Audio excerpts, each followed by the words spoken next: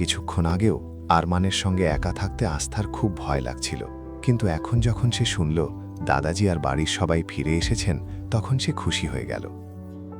আস্থা সরলভাবে বলল, সত্যি দাদাজি এসে গেছেন, আমিও ওনার সঙ্গে দেখা করতে চাই। এ কথা বলে আস্থা দৌড়ে আরমানের পাশ কাটিয়ে যেতে লাগল, কিন্তু আরমান সঙ্গে সঙ্গে তার হাত ধরে ফেলল এবং বলল, তুমি কি পাগল হয়ে গেছ? আমার কথা কি তোমার কানে যায় না? তুমি এভাবে দাদাজির কাছে যেতে পারবে না। তুমি কি ভুলে গেছো যে তোমার সব কাপড় ভিজে গেছে?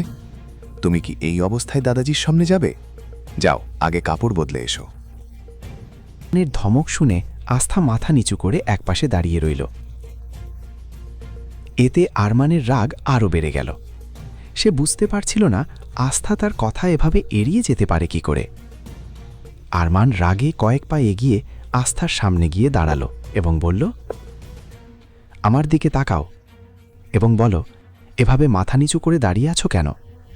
আস্থা মাথা নিচু রেখে জিয়ের স্বরে উত্তর দিল, আসলে আমার কাছে অতিরিক্ত কাপড় নেই। নানিমা যে কাপড়গুলো পাঠিয়েছিলেন সেগুলো মাত্র 2-3 জোড়া ছিল। আমি সেগুলো ধোয়ার জন্য দিয়েছিলাম, কিন্তু এখনও শুকোয়নি। আর যে কাপড়গুলো আমি পরেছিলাম সেগুলো আপনি ভিজিয়ে দিয়েছেন। এখন আমার কাপড় বদলাবো কিভাবে? আস্থা খুব সরলভাবে কথাগুলো বলছিল, আর তাই আরমানের রাগ আরও বেড়ে গেল। সে বিরক্ত হয়ে বারবার কপালে হাত বুলাতে লাগল। আরমান উঁচু গলায় বলল, তোমার কি মাথা খারাপ হয়ে গেছে? এই কথা তুমি আগে বলতে পারতে না, বোকামে? তাহলে তোমাকে ঘুম থেকে তোলার জন্য আমি এমনটা করতাম না। আরমান দাঁত চেপে আস্থার দিকে তাকিয়ে রইল, আর আস্থা ভয়ে মাথা নিচু করে দাঁড়িয়েছিল, যেন সে খুব বড় কোনো অপরাধ করে ফেলেছে এবং আরমানের আদালতে অভিযুক্ত হয়ে দাঁড়িয়ে আছে। আরমান নিজের ঘরের আলমারির দিকে গেল। সেখানে গিয়ে সে অনেকগুলো শাড়ি দেখতে পেল। তারপর আস্থার দিকে ফিরে কঠোর স্বরে জিজ্ঞেস করল, তুমি বলছো তোমার কাছে কাপড় নেই, কিন্তু এখানে তো পুরো আলমারি শাড়িতে ভর্তি। কালকে এই শাড়িগুলো তোমার চোখে পড়েনি? এবার আস্থার নজরও সেই সুন্দর ও দামি শাড়িগুলোর দিকে গেল, যেগুলো সে বিয়ের রাতেই দেখেছিল। কিন্তু আস্থা কোনোদিন শাড়ি পরেনি, তাই সে সেগুলো ছুঁয়েও দেখেনি। আস্থা বলল, কিন্তু আমি এই...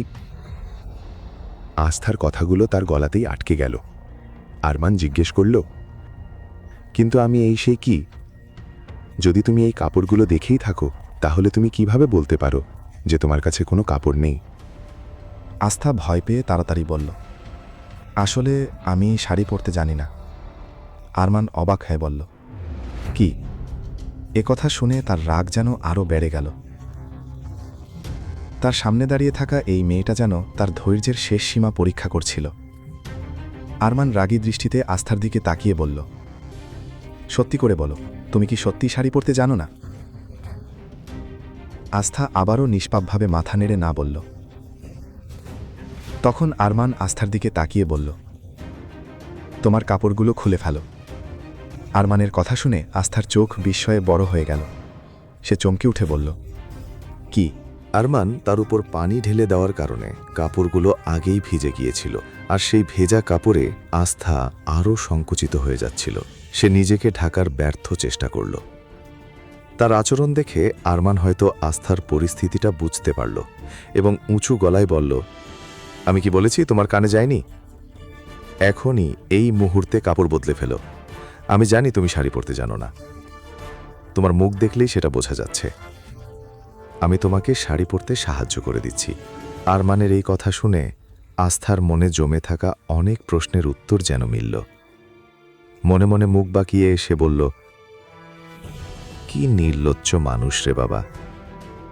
তারপর সে আস্তে করে জিজ্ঞেস করল, কিন্তু আপনাকে দেখে তো মনে হয় না যে আপনি শাড়ি পরেন। তাহলে আপনি শাড়ি পরাতে জানলেন কিভাবে? আরমান কি সত্যিই আস্থাকে শাড়ি পরতে সাহায্য করবে?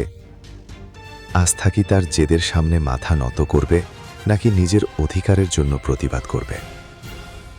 পুরো কাহিনী এখনই শোনার জন্য ডেসক্রিপশনে ক্লিক করে ডাউনলোড করো পকেট FM অ্যাপ।